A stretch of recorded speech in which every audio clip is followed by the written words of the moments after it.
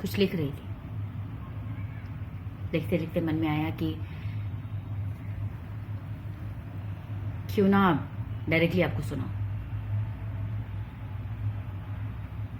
90% लिख चुकी थी।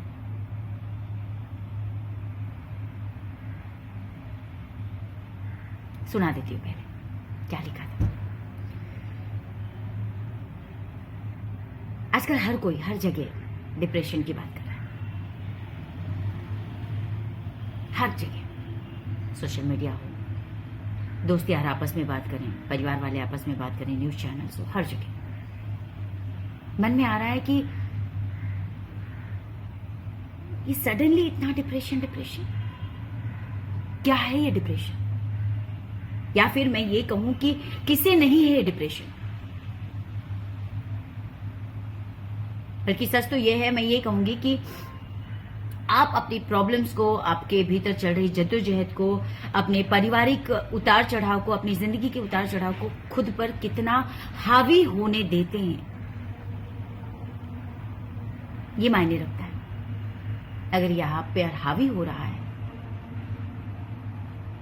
तो ये डिप्रेशन, पर ये किसे नहीं है? हर इंसान को है, हर जगह।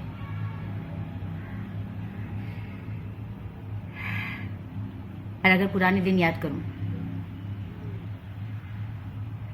या आपको कहूं कि आप पुराने दिन याद करिए, तो आपको याद आएगा कि आपने इससे कहीं ज्यादा तकलीफें पहले भी झेली हुई, देखी हुई। पर अगर आप पहले तब सरवाइव कर चुके हैं, तब आपके लिए सरवाइव करना इतना भारी नहीं होगा, इतना मुश्किल नहीं। हम यहां घर में बैठे बैठे बहुत सारे अंदाजे लगाते हैं, कयास लगाते हैं कि ऐसा हुआ होगा, वैसा हुआ होगा, क्या हुआ होगा, क्यों हुआ होगा।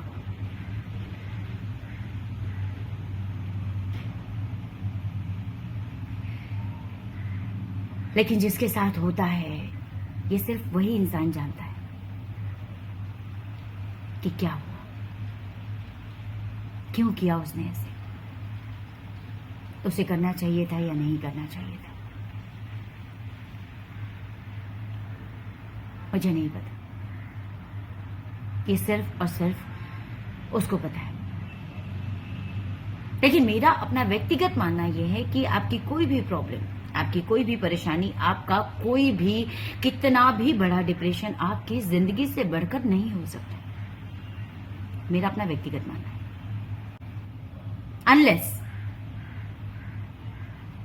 अनलेस आपको अपने स्वाभिमान की रक्षा करने के लिए, अपने देश की प्रतिष्ठा को बचाने के लिए कोई दूसरा रास्ता ना हो। तो बहुत सारे एग्जाम्पल्स दे रहे हैं। रानी पद्मिनी ने अपना जौहर क्यों किया? वीर आजाद चंद्रशेखर जी ने खुद को गोली क्यों मारी? उन्होंने ऐसा इसलिए किया क्योंकि उनकी मौत निश्चित थी। वो अपने आंखों से देख रहे थे कि यदि उन्होंने ऐसा कदम नहीं उठाया तो उन्हें मार दिया जाएगा, उनकी मौत निश्चित है, और वो भी विभत्स तरीके से।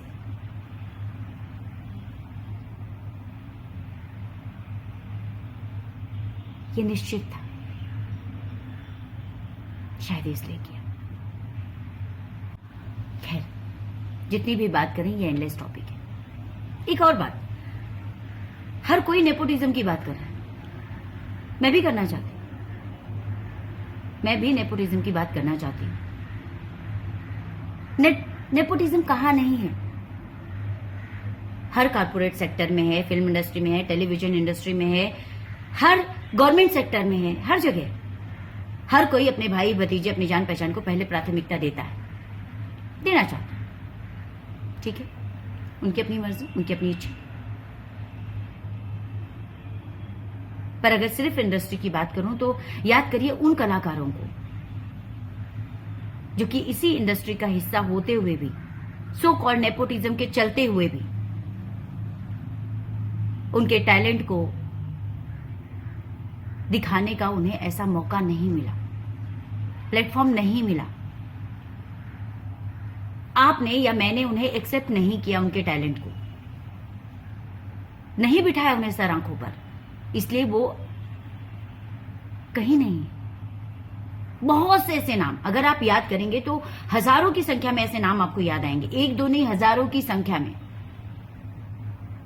जब से फिल्म इंडस्ट्री शुरू हुई है तब से लेकर अब तक कहीं नहीं, कहीं एग्जिस्ट नहीं करते हैं। और वैसे ही बहुत सारे लोग जो कि इस इंडस्ट्री का हिस्सा ना होकर भी यहां पर हमारे दिलों पर, हमारे दिल दिमाग पर राज कर रहे हैं, क्योंकि उनके टैलेंट को, उनके काम को प्लेटफॉर्म मिला, हमने उन्हें देखा, हमने उनके अभिनय को सराहा, अपने सर आंखों पर बिठाया, इसलिए वो इस इंडस्ट्री पर राज कर रहे हैं। खैर, इन सारे विषय में जितनी बातें की जाएं उतना कम है। मैं बस यही कहना चाहती हूं कि कोई भी तकलीफ आपकी जिंदगी से बढ़कर नहीं हो सकती।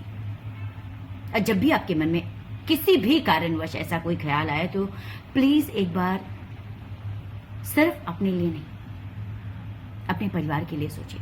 अपने माता पिता, भाई बहन, बीवी, बच्चे, प्रेमी प्रेमिका, इनके बारे में भी सोचिए। आप जहां पर हैं, जिस मकाम पर हैं, जिस जगह पर हैं, जिस प्रोफेशन में हैं,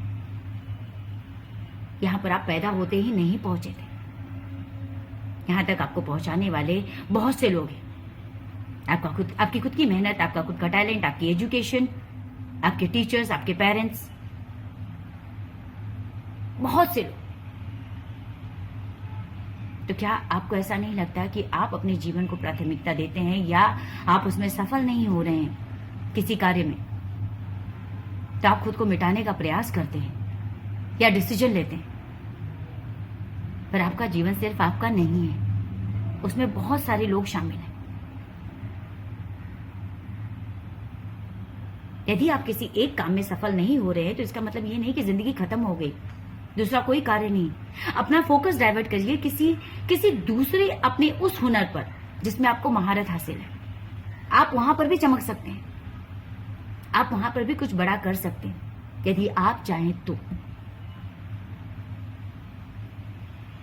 और एक सबसे इंपॉर्टेंट बात,